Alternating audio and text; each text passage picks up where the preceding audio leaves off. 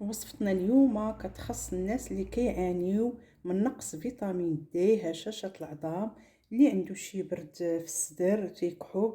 هذه وصفة اقسم بالله الا وصفة فعالة ومجربة بتجربتي انا، واللي كنحتاج لها هاد العناصر التالية.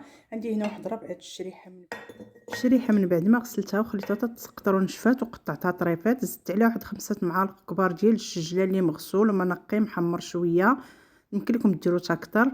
زدت عليهم الثومه واحد 5 الفصوص اللي حكيتهم، وواحد المعلقه كبيره ديال الزعتر اللي شديته حكيته بين دينا زيت العود غادي نعمر القرعه حتى الفوق ودرتو وغسلته في الصفايه.